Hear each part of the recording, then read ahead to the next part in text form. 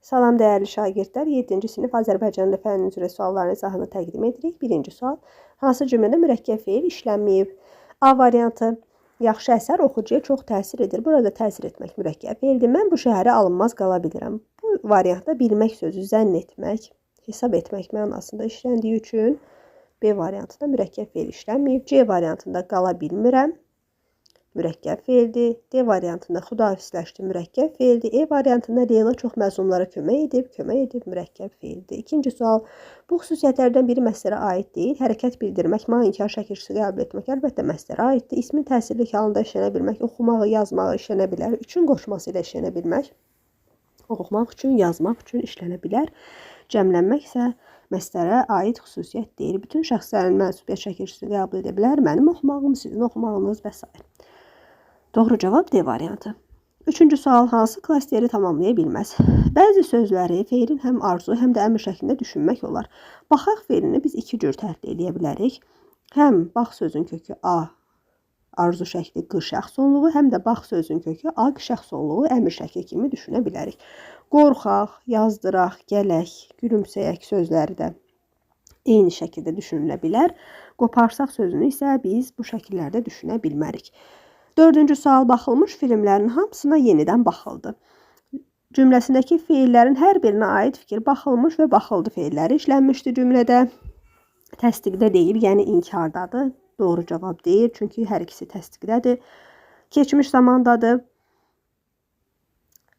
Yalnız biri keçmiş zamandadır, o da baxıldı feili. Təsriflənməyən feildə baxılmış feilidir. Təsriflənməyən quruluşca sadə deyil, çünki hər birində ıl leksik şəkilçisi var, quruluşca düzəltmədir, hər ikisinə aiddir. Beşinci sual. Cədvələ əsasən uyğunluğu müəyyən edin. Feilin hansı zamanda olduğunu dəqiq demək olmaz, feilin hansı zamanda olduğunu dəqiq demək olar. Keçirdi sözünü biz həm indiki, həm də keçmiş zamanda düşünə bilərik. Bitirdi sözünü də eyni zamanda, deməli 1 və 3 dəqiq demək olmaz. Feilin hansı zamanda olduğunu dəqiq demək olar. Qaçırdı, qaçırdı. Bunu da iki zamanda düşünə bilərik. Uçurdu, uçurdu. Bunu da iki zamanda düşünə bilərik. Gətirdi sözü isə yalnız keçmiş zamandadır. 1, 3 və 5 doğru cavabımız olacaq E variantı. Altıncı sual. Hansı fikir düzgün deyil? Qaçağan sözü ikinci qissəsinin xüsusiyyətini daşımır. Əlbəttə daşımır qaçağan sözü, çünki sifətdir. Ağan şəkilçisi feildən sifət düzəldən şəkilçidir. B variantı. Öncə şəkilçisi qəbul etmiş feili bağlamalar hərəkətin kəmiyyətini ifadə edə bilər. Məsələn, bu yeməkdən doyunca ye. Nə qədər ye? Doyunca. İfadə edə bilir. C variantı. Oxumaq ikinci qissəsinin xüsusiyyətini daşıyan sözdür. Əlbəttə məstərli isim və feilin xüsusiyyətini daşıyır. D variantı. Feilin təsriflənməyən formalarının hər biri təsdiq və inkarda olur. Əlbəttə məstər feili, sifət feili bağlama hər biri təsdiqdə və inkarda olur. E variantı. Mış şəkilçisi qəbul etmiş feili sifət keçmiş. Acaq şəkilçisi qəbul edənlər isə gələcək zamanda olur. Burada uşaqlar incə bir məqam var. Gələcək zaman anlayışı feilin təsriflənməyən formalarına ümumiyyətlə zaman anlayışı aid deyil. Hər hansı bir zamanda olmur. Sadəcə indiki keçmiş və gələcək zaman məzmunu olur. 7-ci sual. Verilmiş nümunələrdən hansında inkar şəkilçisi düzgün işlənməyib? Bilməyir, yox, bilmir olmalıdır. Almadım, doğrudur. Oxumur, doğrudur. Gəlməyərəm, yox, gəlmərəm. Oxumaz, doğrudur. Gözləməyir, yox, gözləmir şəklində olmalıdır. 1, 4 və 6. Doğru cavab olacaq A variantı. 8-ci sual. Feildən düzələn feilləri seçin. Feildən feil düzəldən şəkilçiləri xatırlayaq. ıl, ın, ış, dır, tı, ıt şəkilçiləri feildən feil düzəldən şəkilçiləridir. Deyinmək, ın şəkilçisi feildən feil düzəldir. Qorxutmaq feildən feil düzəldən şəkilçidir. Qarışmaq sadə sözü, işləmək lalə adlardan feil düzəldən şəkilçidir. Yazışmaq isə ış feildən feil düzəldən şəkilçidir. Birləşmək isə adlardan feil düzəldən bəş şəkilçisi ilə düzəlir. Doğru cavabımız olacaq 1, 3 və 4. 9-cu sual. Hansı cümlədə xəbər şəklində olan feil indiki zamandadır? Uşaqlar top oynayırdı. A variantı doğru variantı. Ir indiki zaman şəkilçisi. D isə idi hissəcidir. B variantı keçmiş zaman. C variantında təsriflənən feil işlənməyib. D variantında keçmiş zaman. E variantında isə indiki zamanda olan feil işlənməyib. 10-cu sual. Sual işarəsini yerinə yazılacaq söz hansı cümlədədir?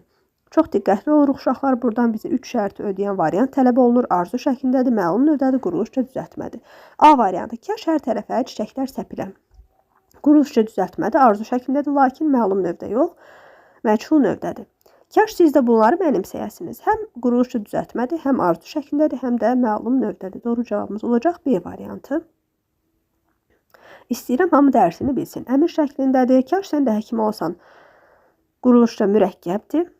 Kaş biz yenə uşaq olsaydıq. Bu da quruluşca mürəkkəb feildir. D variantı. E variantı quruluşca düzəltmə mürəkkəb feillərdir. 11-ci sual.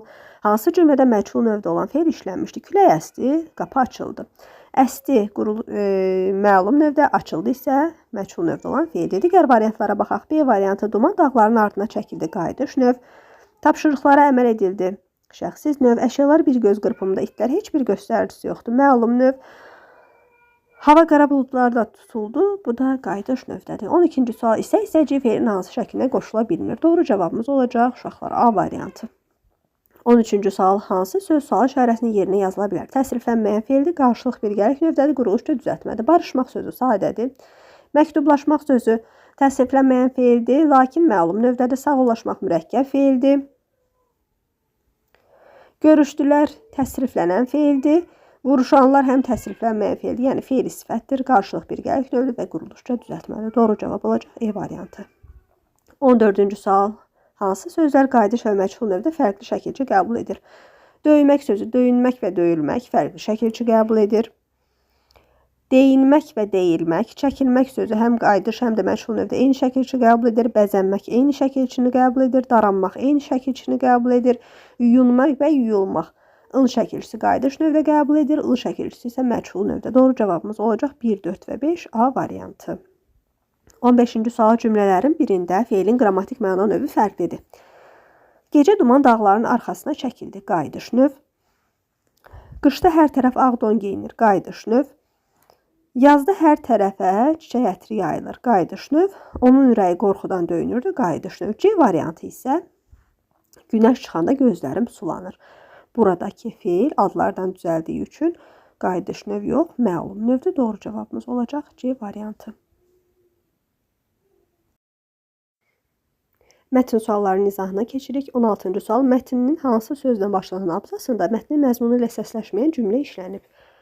Əgər sözündən başlanan abzasda aylar da qışlar sərt mağaraya çəkilərək qış yuxusuna gedir. Burada mətnimizdən səsləşməyən fikirdə doğru cavab B variantı. 17-ci sual. Mətnin əsas ideyasını müəyyən edin.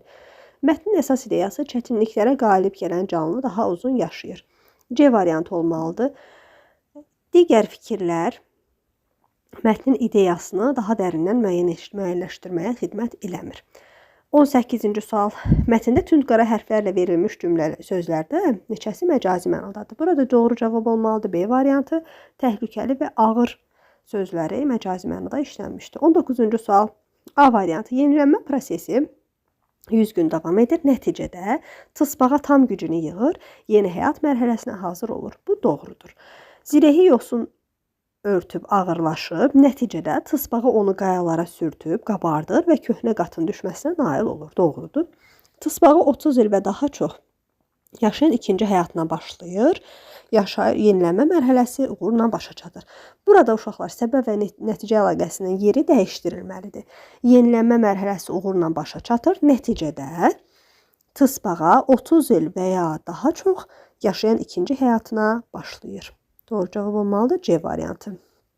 D variantında üzgəcləri zəifləyir və ov tutmaq çətinləşir. Nəticədə tısbağa özünü müdafiə etməkdə və qidalanmaqda çətinlik çəkir. Doğru variantdır. Yenilənmə prosesi mərhələsi uğurla başa çatır. Nəticədə tısbağa 30 il və ya daha çox yaşayan ikinci həyatına başlayır. Bu da doğru fikirdir. Nəhayət 20-ci sonuncu sual. Mətnin nəticə hissəsinə aid plan bəndini seçin. Zirəhin çıxarılması nəticə hissəsinə yox, giriş əsas hissəyə aiddir. Bədənin möhkəmləndirilməsi nəticə hissəsinə aid deyil. Gənclik gücünə qovuşmaq C variantı nəticə hissəsinə aiddir. Yenilənmənin başlanması yenə də əsas hissə, axıntıya qarşı üzmə. Burada da yenə də nəticə hissəsinə aid plan bəndi deyil. Doğru cavab olacaq C variantı.